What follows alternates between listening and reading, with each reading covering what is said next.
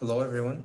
It's a pleasure to be here in this PM Summit conference to present my presentation titled Putting the Project First.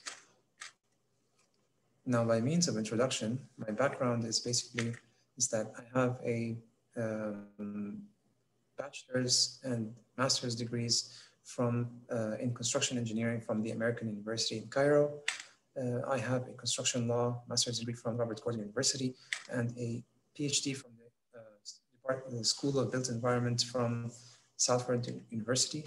I have also, in my work, I worked for several construction firms, predominantly project management firms, being Hill International and Floor Daniel and Bechtel. So really the main point of this is that my background is predominantly in construction.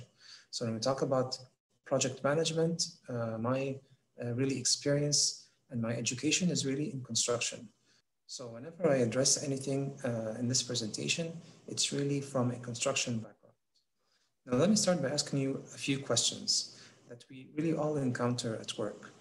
The first thing is, were you ever in a conflict situation at work with another project stakeholder?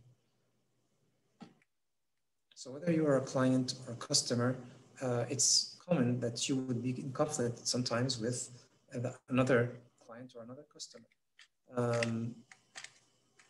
Did you ever feel threatened and feel the urge to defend your position?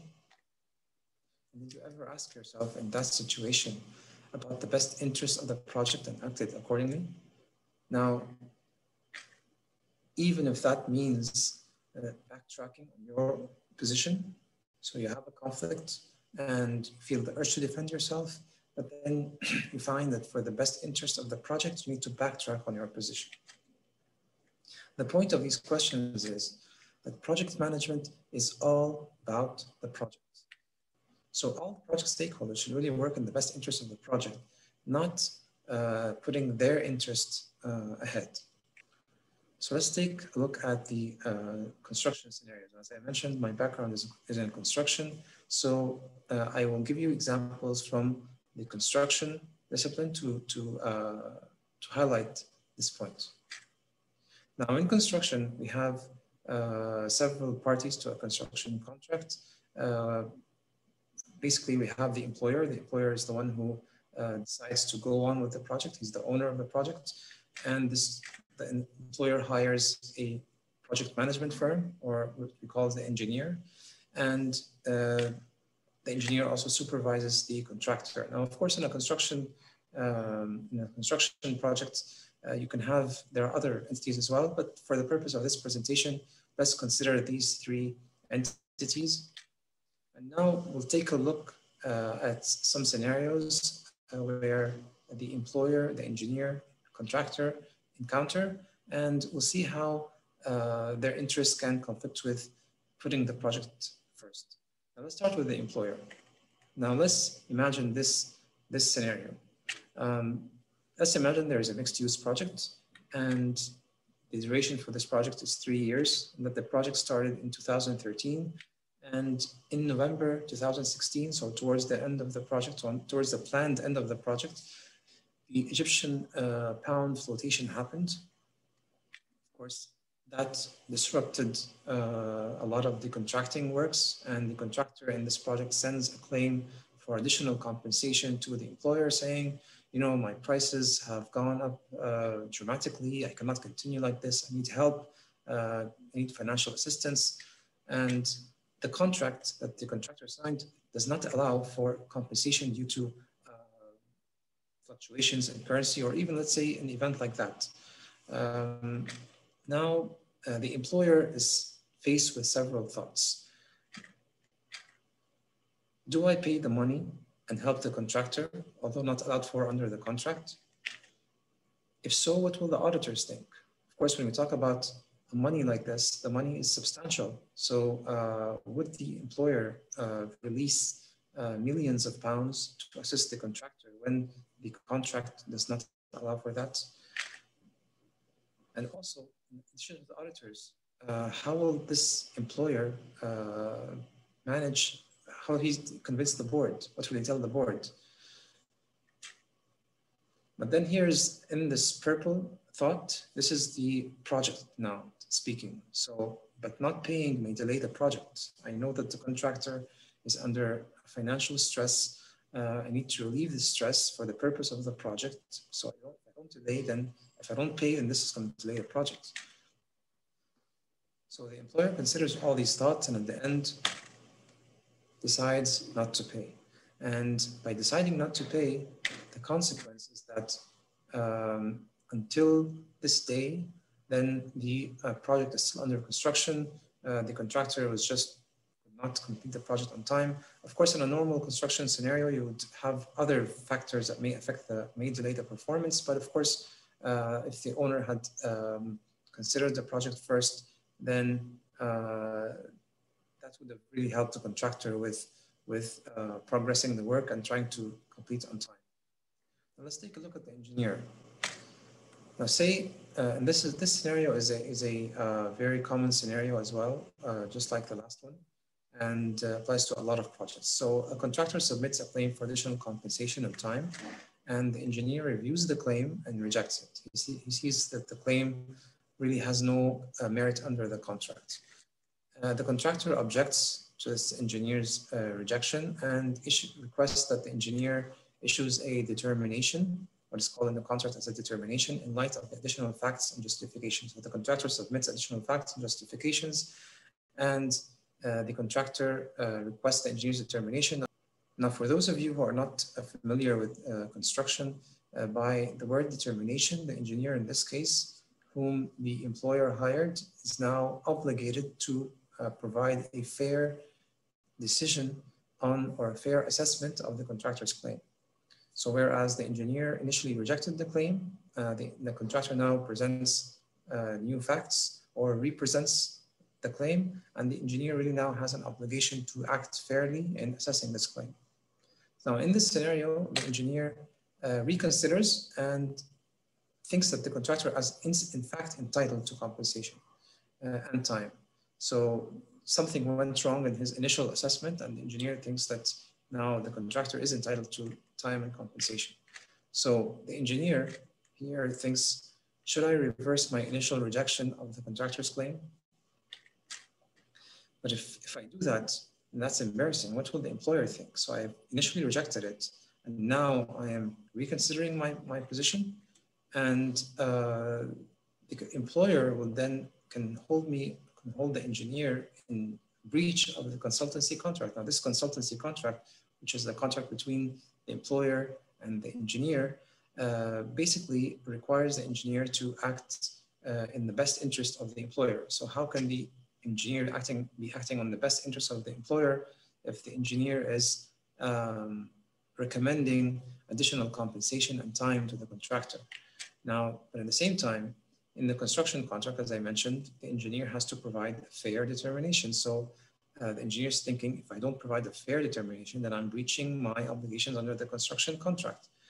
Now, where the project interest kicks in, the engineer is thinking, well, not making a fair determination can result in disputes and delays in the project. Of course, disputes and delays, this can really harm the project. The project is not going to be concluded in time. So the engineer, if the engineer decides to not change my initial position, just to avoid embarrassment or all these thoughts that we mentioned, then what happens is that time is not extended and the project is in delay. We have a dispute. Sometimes this dispute goes to arbitration at the end, and both parties incur a lot of costs and lose a lot of time.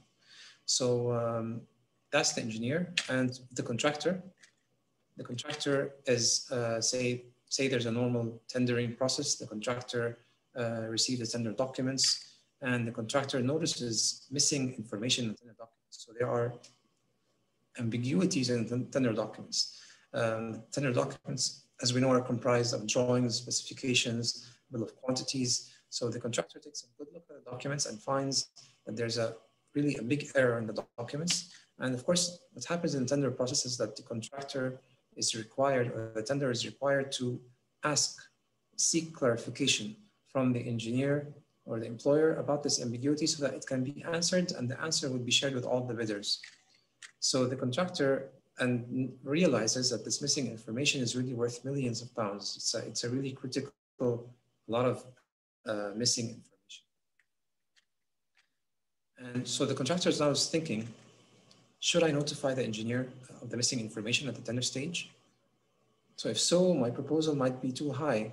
I might not get the job because the engineer is going to clarify this ambiguity and all the tenders will know this information and I will have to increase my price to account for whatever this information is. However, if I do not price it, then I can save these millions of pounds and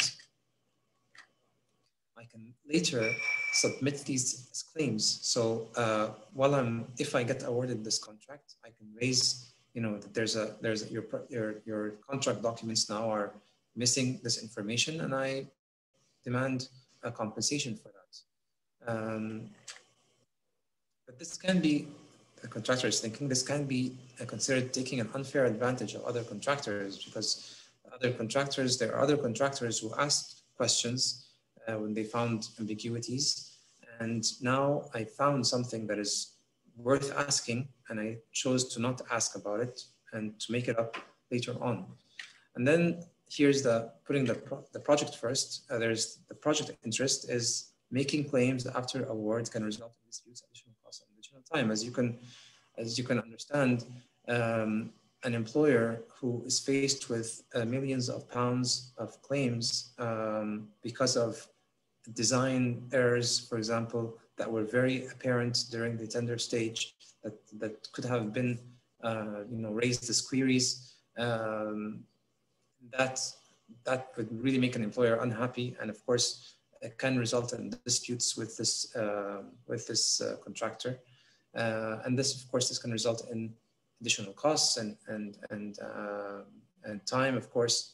So the contractor decides to not notify the engineer of this major ambiguity in the contract documents, and accordingly disputes propagate during the construction stage and delays happen.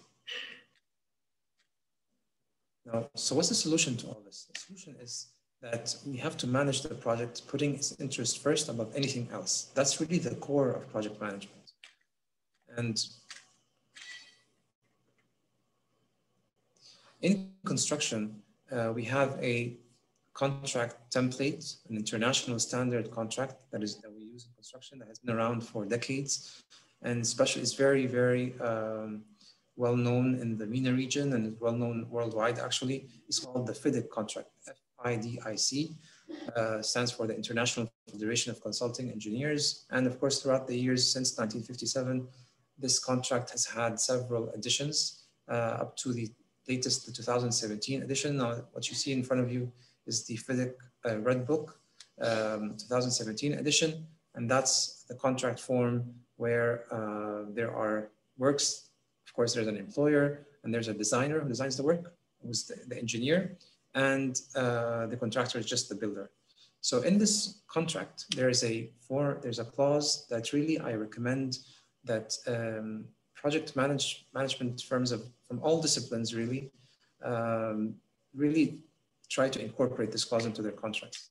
And I believe this clause really represents putting the project first. Now, this clause is called the advance warning. And in this clause, each stipulates that each party, of course, contractor and the employer, shall advise the other and the engineer. Now notice here that each party shall advise the other. So it's a mandatory, it's an obligation on the contractor and the employer to advise each other and the engineer. And at the same time, the engineer also has an obligation to advise the parties of what? Of any known or probable future events or circumstances which may adversely affect the work of the contractor's personnel, adversely affect the performance of the works, affect the cost, the price, and affect the time. So this is really sums it all up. So it's an obligation, contractual obligation that addresses all the scenarios that we've mentioned. And that really makes the project stakeholders really focus on what is the best interest of the project. Now, let me ask you a question. For those working in Egypt or even working in any civil law jurisdiction, can putting the project first be a legal requirement? I mean, is it really optional, just an optional project management thing, or can it really be a legal requirement? Now, in the Egyptian Civil Code, we have this clause that the contract must be performed in accordance with its provisions and in compliance with the requirements of good faith. Notice here that it must be performed in accordance with the requirements of good faith. Now, I leave you with this question. Would the scenarios that we have discussed, would putting the project first not be an act of good faith? Now, and if it is not an act of good faith, if not putting the project first is not an act of good faith, then would this be in compliance with the law? Now with that, thank you very much for your attention, and I hope you enjoyed this presentation. Thank you.